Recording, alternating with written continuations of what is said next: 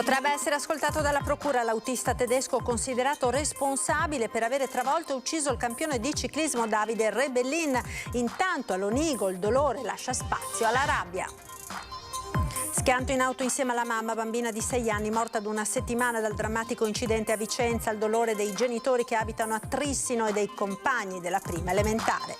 Lacrime nella chiesa parrocchiale di Venegazzù per l'addio al 18enne Davide Bon, morto nello scontro tra la sua moto e un'auto, palloncini liberati in cielo e sottofondo della musica di Vasco. La rapina nel mini market di Ponte nelle Alpi con il ferimento del titolare, nei guai 2 diciassettenni ritenuti dalla squadra mobile i responsabili dell'irruzione nel negozio. A 5 mesi dall'abbattimento del vecchio manufatto, taglio del nastro a Curtarolo per il ponte sul Brenta lungo la Val Sugana, principale collegamento tra Padova e la Pedemontana. La Regione ha convocato le organizzazioni sindacali dei medici di famiglia per capire come far fronte alla carenza di professionisti nel territorio. Gli zattieri del Piave sono patrimonio culturale immateriale dell'umanità. La storia di questa antica professione legata indissolubilmente alla Serenissima. Buonasera e ben ritrovati con l'edizione del Veneto dei nostri telegiornali. Potrebbe essere ascoltato dalla procura l'autista tedesco considerato il responsabile dell'incidente nel quale è stato travolto e ucciso il campione di ciclismo Davide Rebellin. Intanto all'Onigo il dolore lascia spazio alla rabbia. Ogni tassello della vicenda al vaglio per cercare di cristallizzare ogni elemento utile a ricostruire l'accaduto e determinare le iniziative da assumere in relazione alla condotta dell'autore dell'investimento, l'autista tedesco di 62 anni che secondo le indagini della procura di Vicenza avrebbe travolto e ucciso con il camion il campione di ciclismo Davide Rebellin mentre si allenava lungo la regionale 11 a Montebello Vicentino. Gli investigatori potrebbero arrivare a chiedere anche una misura cautelare viste le dinamiche dell'incidente e la fuga dell'uomo che lavora in Germania.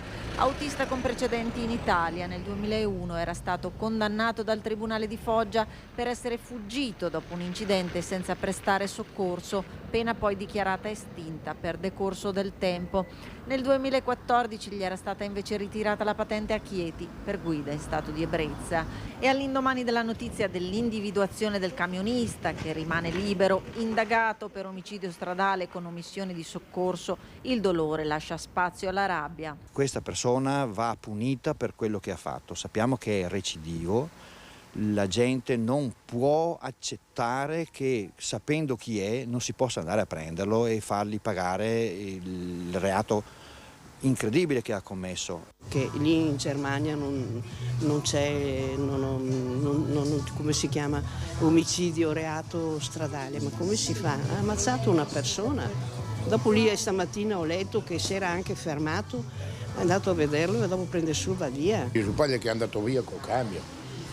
Si poteva fermare subito, no? Se ne accorgeva, chiamava subito qualcuno. Vicenda sulla quale si è espresso anche il vescovo di Vicenza. Io ho cominciato subito a pregare per lui perché il Signore lo accolga in questa morte improvvisa e imprevista e i suoi familiari che riescono veramente a comprendere che è una cosa difficilissima, quello che è capitato è avere forza e coraggio per dare il meglio di sé anche nella vita che continua.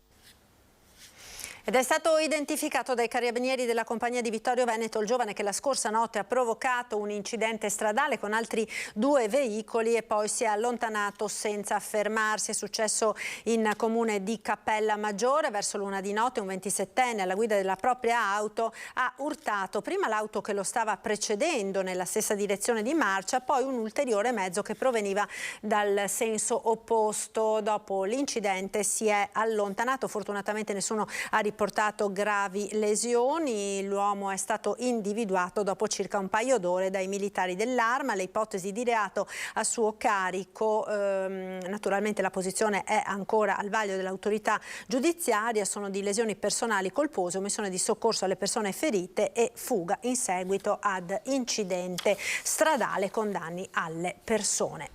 Ed epilogo drammatico per una giovanissima vittima di un incidente stradale avvenuto una settimana fa a Montecchio Maggiore. È morta la bimba di 6 anni di origine indiana, è rimasta gravemente ferita a seguito di un grave incidente automobilistico una settimana fa a Montecchio Maggiore. Era ricoverata in terapia intensiva all'ospedale Borgo Trento di Verona, dove era giunta in condizioni disperate con l'elisoccorso. Disperati i genitori che risiedono a Trissino, che con amici e parenti avevano sperato in un epilogo diverso. Il violento impatto dell'auto che ha sbandato sulla provinciale 146 finendo contro un platano non ha dato scampo alla piccola. La bimba era stata sbalzata fuori dal seggiolino posteriore.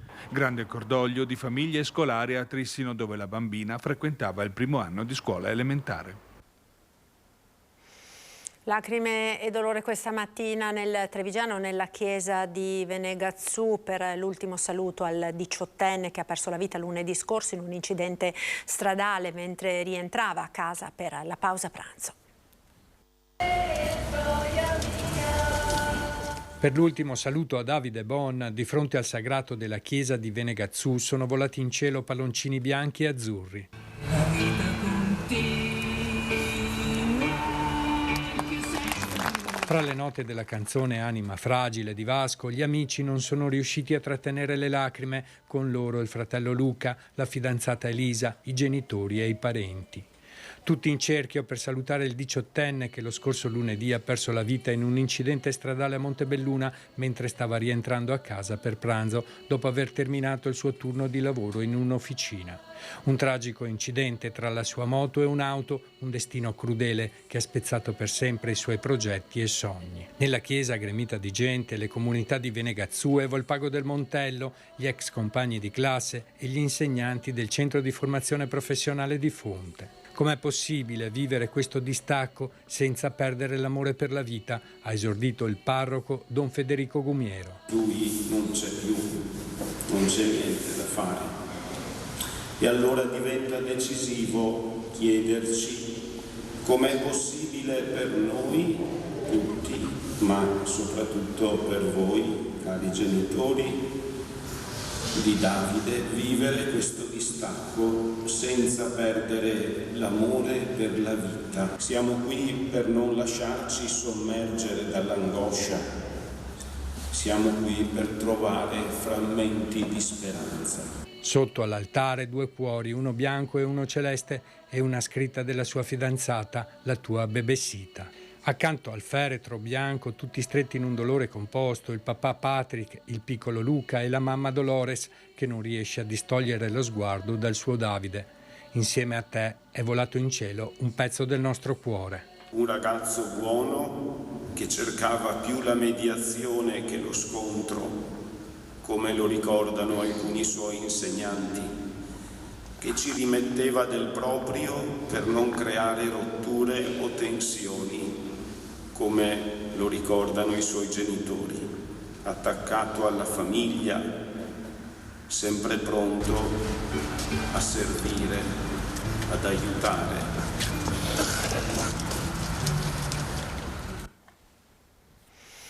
Ed ora la cronaca ci porta a Ponte nelle Alpi, dove sono stati individuati dalla polizia i 2 presunti autori della violenta rapina ai danni del titolare del mini market del paese, che era stato ferito e aggredito a coltellate. Metro più, metro meno, eravamo qua il 5 novembre per raccontarvi dell'accoltellamento del titolare di questo supermarket. Oggi, un mese dopo, siamo tornati per raccontarvi di un successo delle forze dell'ordine che hanno individuato i 2 possibili responsabili di quanto è accaduto quel giorno. I 2 hanno 17 anni, originari di famiglie magrebine ma italiani di seconda generazione e vivono rispettivamente a Borgo Valbelluna e al Pago. Uno è stato associato al carcere minorile, l'altro è stato affidato ad una comunità. Ad incastrarli le perquisizioni eseguite dagli agenti della squadra mobile della questura di Belluno, che hanno trovato nelle loro abitazioni la pistola e gli abiti utilizzati di quella sera. Uno dei 2 è accusato di aver ferito Ardivell e di avergli chiesto l'incasso di poche decine di euro, l'altro di aver minacciato con una pistola ad aria compressa Giorgio Rova, amico del commerciante che si trovava sul posto. Sul loro capo pendono le accuse di rapina aggravate e lesioni aggravate, che potrebbero trasformarsi però in tentato omicidio. Da come ho letto dalla stampa stamane sì, e questo mi fa molto piacere. Mi fa piacere perché almeno sono un po' più tranquillo anche psicologicamente, so che non ci sono più questi malintenzionati in giro e quindi per me e per i miei colleghi penso che sia una boccata d'ossigeno. Poi ci sarà la giustizia che farà il suo corso, ma tenendo conto che sono minorenni, tenendo conto che sono magari un'infanzia difficile, tenendo conto che la famiglia è disagiata, tenendo conto magari di sotto effetto di sostanze e così, magari va a finire che fra 3 giorni me ne ritrovo ancora per strada. Mi auguro di no, però qui adesso è tutta la giustizia. La mobile, la polizia ha svolto egregiamente il proprio compito. E adesso tocca alla magistratura e alla cosa, se così è vero. È stata salvata dai vigili del fuoco la neonata lasciata sola in casa. Il fatto è accaduto a Campodoro, nel Vicentino. Appena fuori dall'abitazione è stata portata in ospedale dai sanitari del SUEM 118 per accertamenti. La neonata di soli 3 mesi lasciata chiusa in casa dalla mamma mentre una pentola era sul fuoco. Il fatto è accaduto nel pomeriggio di venerdì a Campodoro. Dovevano essere pochi minuti il tempo di fare i 2 passi a piedi che separano l'abitazione dall'asilo frequentato dalla sorellina maggiore della piccola. Si sono trasformati in attimi interminabili. Sulla via del ritorno la donna si è accorta di avere dimenticato le chiavi di casa.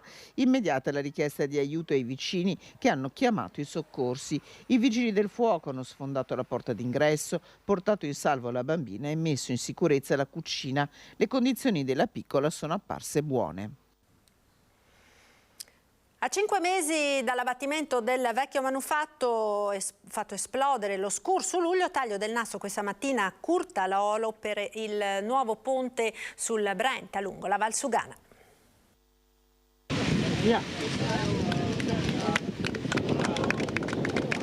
Breve pausa dalla pioggia battente per il taglio del nastro del nuovo ponte sul Brenta lungo la strada provinciale 47 Valsugana. Con Luca Zaia, presidente del Veneto, i padroni di casa, i sindaci di Curtarolo, Martina Rocchio e Piazzola sul Brenta, Walter Milani, ma in prima fila ci sono gli amministratori della provincia di Padova che hanno fatto fronte comune per l'arrivo di questo giorno.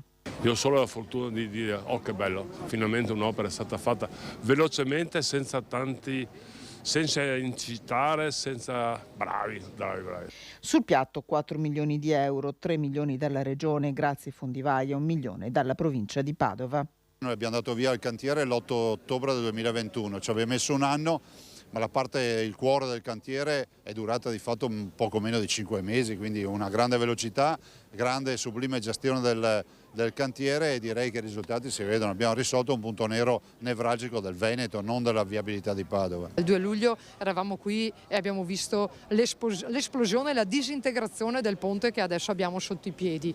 Il 3 dicembre siamo qui che lo inauguriamo, questa è l'efficienza e il modello del Veneto. 14 mesi di cantiere per il nuovo ponte sul Brenta, 5 mesi per la realizzazione del manufatto, tempi velocissimi resi possibili dalla gestione commissariale dei fondi. 50.000 veicoli in transito ogni giorno su questa arteria che serve una delle aree a maggiore densità industriale di tutto il Veneto. È un ponte modernissimo che è l'avanguardia, è stato totalmente rifatto, è una infrastruttura completamente nuova e quindi insomma sicuramente sarà in grado di reggere non solo i volumi di traffico ma anche i pesi. L'occasione per dare un annuncio sulla pedemontana. Annuncio che per fine anno sarà collegata all'autostrada A27 e nel 2023 arriveremo a Montecchio, quindi con il completamento di questi 94 km e mezzo che attraversano 36 comuni del Veneto con 14 caselli. La sanità, ora dopo mesi la Regione ha convocato le organizzazioni sindacali dei medici di famiglia per capire come far fronte alla carenza che da tempo si sta denunciando e che mette in difficoltà i pazienti ma anche gli stessi medici. Stiamo pagando lo scotto di una mancata programmazione. Sapevamo da molto tempo che arrivavamo a questo punto, ma adesso ci siamo, dobbiamo fare assolutamente qualcosa per rimediare e riorganizzare il territorio. Non possiamo più tamponare situazioni in continuazione. E per fronteggiare il problema della carenza di medici di famiglia anche nella nostra regione, dopo una lunga attesa, il 12 dicembre le organizzazioni sindacali si riuniranno a un tavolo di confronto proprio con la regione per delineare le misure necessarie e analizzare le prospettive di sviluppo dell'assistenza primaria. Il primo obiettivo è dare sicurezza ai medici e ai loro pazienti attraverso un'accoglienza dignitosa che passa attraverso il personale di studio qualificato, competente, che accolga i pazienti, che faccia un primo triage e riesca a dare le prime risposte, perché spesso i bisogni sono sociali, assistenziali, è un mix attraverso il quale il personale di studio competente, accogliente, di esperienza riesce a selezionare e a portare al medico i problemi già predigeriti, se così possiamo dire. Soltanto il 23% della popolazione veneta oggi può usufruire di un servizio di medicina generale di questo livello, solo il 23%, che è dato dalle medicine di gruppo integrate. Il 40% della popolazione ha un medico di famiglia che non ha neanche la segretaria. Ma quello del personale non è l'unico problema. Che oggi i giovani medici non vogliono più fare il medico di medicina generale. Noi perdiamo il 40% di giovani fra l'iscrizione al corso, la frequentazione del corso per il diploma e il dopo diploma. Su 18.000 posti di infermieri soltanto 16.000 si sono presentati. È una situazione drammatica. Qual è la risposta che bisogna dare? Bisogna dare risposta alla dignità professionale di queste categorie. Ci fermiamo ora per qualche istante di pubblicità, tra poco. Eccoci nuovamente in diretta con l'edizione del Veneto dei nostri telegiornali. Gli zattieri del Piave sono patrimonio culturale immateriale dell'umanità. La storia di questa antica professione è legata indissolubilmente a quella della Serenissima. Per secoli hanno trasportato il legname delle Dolomiti fino a Venezia, sfruttando la corrente del fiume sul quale i tronchi, prima liberi, poi legati a formare grandi zattere, scivolavano sino in laguna. Ora gli zattieri del Piave sono stati riconosciuti dall'UNESCO patrimonio culturale immateriale dell'umanità. La notizia è arrivata oggi ed è stata accolta con grande gioia nei comuni lungo l'asta del fiume, dove hanno vissuto ed operato generazioni di zattieri. A Codissago, frazione di Longarone, c'è anche un museo che raccoglie le memorie di questa professione e tutela, attraverso l'Associazione degli Zattieri, la memoria di questa interessante pagina di storia locale. Venezia poggia su un cadore rovesciato, recita un antico detto, citato oggi ricordando con orgoglio il prestigioso riconoscimento anche dal presidente del Veneto Zaia.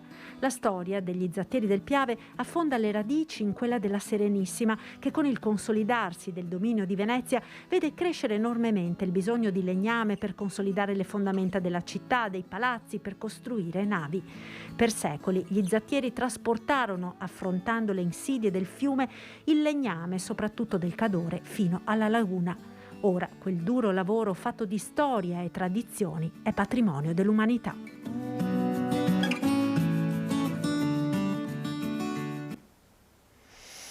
È padovana la più forte sciabolatrice del mondo under 20. Parliamo della giovanissima Carlotta Fusetti, che ieri si è imposta per 15-12 nella finale ospitata in Polonia.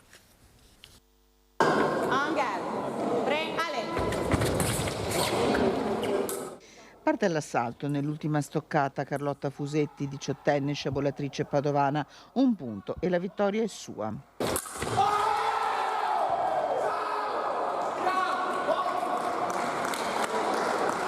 È lei, la più forte sciabolatrice under 20 del mondo, Carlotta Fusetti, che nella finale di Sosnowiec in Polonia si è imposta sull'americana Magda Skarbonkiewicz.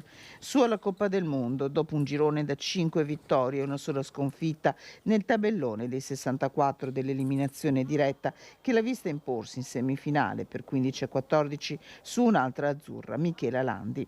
Dopo aver vinto il bronzo in Bulgaria a febbraio, sconfitta in semifinale proprio dall'americana, Carlotta Fusetti, sciabolatrice del Petrarca Scherma, è salita sul gradino più alto del podio.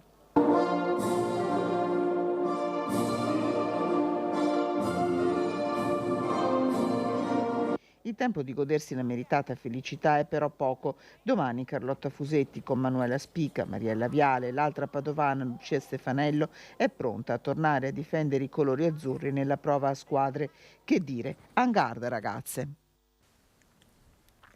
Ed in chiusura vi ricordo che torna anche quest'anno la nostra rubrica dedicata al tuo presepe. Voi telespettatori potrete raccontare con le immagini la vostra creazione. Manderemo in onda i video che ci invierete su WhatsApp al numero che vedete in sovraimpressione 351 1755 340. Naturalmente l'indicazione è quella di effettuare i filmati della durata di almeno 20 secondi e con le riprese fatte in orizzontale. Specificate il vostro nome e cognome e il comune di residenza. Potrete anche registrare i vostri auguri e la descrizione del vostro presepe. Quindi torna anche quest'anno la rubrica dedicata alla natività realizzata da voi telespettatori.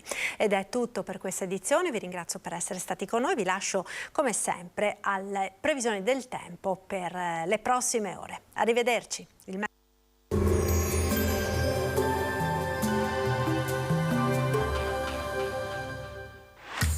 Non ammirare Vittorio Veneto, ma vieni a viverla. Scarica l'app. Benvenuti al meteo. Perturbazione in transito, ci attende una nuova giornata di maltempo. Il dettaglio di domenica 4 dicembre. Sul Veneto prosegue l'instabilità con cielo coperto e piogge piuttosto diffuse nel corso della giornata. Verso sera si prospetta un miglioramento con fenomeni in esaurimento.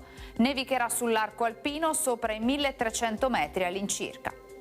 Temperature stazionarie, minime tra 4 e 7 gradi, massime invece tra i 7 e i 10 gradi all'incirca. Spostiamoci ora sul Friuli Venezia e Giulia. Anche qui cielo nuvoloso, possibili piogge diffuse, in genere localmente anche forti. Nevicate abbondanti sopra i 1200 metri di quota. Temperature minime intorno a 5-9 gradi, massime sugli 8-13 gradi. Infine diamo uno sguardo al Trentino Alto Adige. Avremo rovesci diffusi, specie sui settori più meridionali della regione, alternati a schiarite invece altrove. Temperature minime intorno a 2-4 gradi, massime sui 7-9 all'incirca. Dal meteo per ora è tutto, vi auguro un buon proseguimento in nostra compagnia.